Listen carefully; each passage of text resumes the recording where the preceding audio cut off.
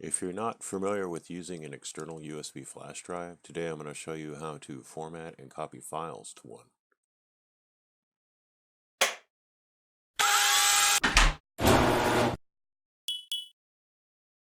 The first thing you need to do is plug your USB flash drive into a USB port on your computer.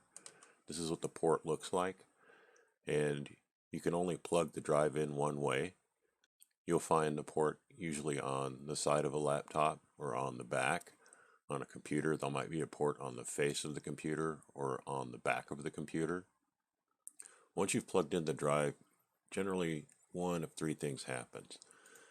Sometimes you'll get a scan message saying that there's a problem with the drive and Windows would like to scan it. In most cases, Windows can actually read the drive, but it's just detected an error, or it's noticed that the drive is what they call dirty. And you can go ahead and scan it and it'll fix any errors that it finds. In most cases, I discover that there aren't any errors. It just has a flag set on the drive saying that it was unplugged improperly or something like that. So you can go ahead and scan it and fix it, or you can continue, and Windows will simply open up a file explorer for you to view the files on the drive.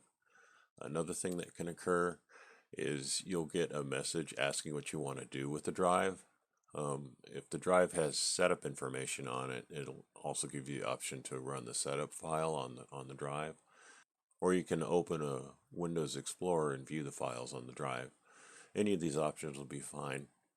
Another thing that can happen, if it's formatted for a different kind of computer or it isn't formatted at all, you'll get this message. Usually it'll appear in the near the system tray in the lower right hand part of your screen. In either case, what we need to do once the drive is plugged in, well, this drive already has files on it, but for the sake of this video I'm going to go ahead and format it. As you can see, it's located here in the left panel of my Windows Explorer. I'm going to go up to this PC. And here you can see a list of all my drives in the main window. This is my USB drive. I'm going to right click that and then I'm going to select format.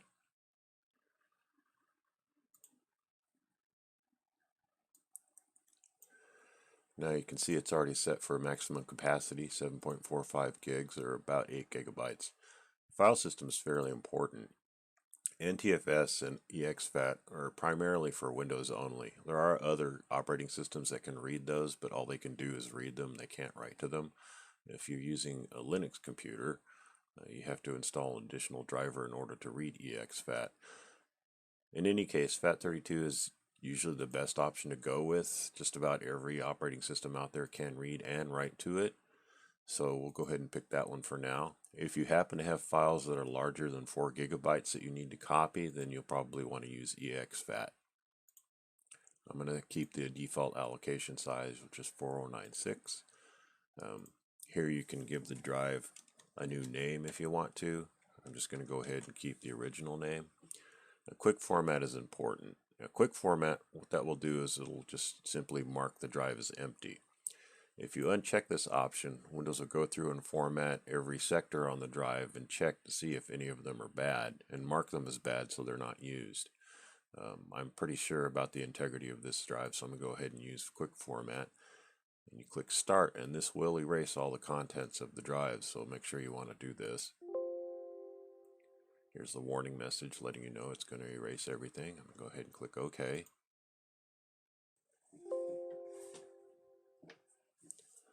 Okay, the format's complete. Click OK. I'll go ahead and close this window now. Now that the formatting's done, I'm going to open Windows File Explorer.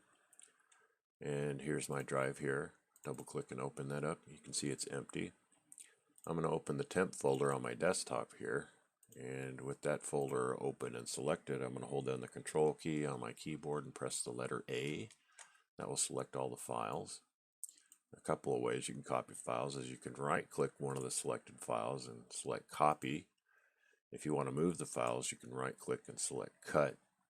You can also use options up here on the menu ribbon. Have copy and cut are available right here. I'm going to go ahead and do copy. And then you can paste them by selecting paste. If you're really good with your keyboard and mouse, you can just click and hold one of the files that are selected and just drag them over to the USB folder. and you see they're copied. Now I'm going to go ahead and select these, and you can see down here it's 10 items, 11.9 megabytes. If we want to, we'll go ahead and delete these. This is the original folder here. If I want to, I can right click one of the selected items and then do send to and compress zip folder. And I'm going to give it a name of temp files. And you can see here just a little under the original size, 11.9. It's compressed it down to 11.7. That's not much of a difference, mainly because most of these files are already in compressed format anyway. I've just got a few documents here which aren't compressed, so that's why we managed to save about 200K in space. But I can take this zip file and drag it over to the USB drive. And that's useful in case you need to save a little bit of space on your USB drive. Go ahead and compress your files first and then copy the compressed file over to the USB drive.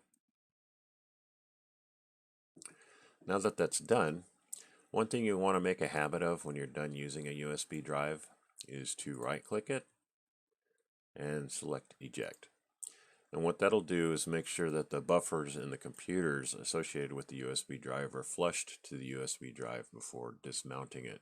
After it's removed from your file system, as you can see it doesn't exist, I can go ahead and remove it from the computer. And that's how you format and copy files to a USB flash drive. That's it for this video. Give it a thumbs up if it helped you out. Click subscribe if you want to see more. Also, make sure you check out the website www.the-nerdcave.com and tell your friends about me. I'd love to hear from them. Thanks for watching and have a great day.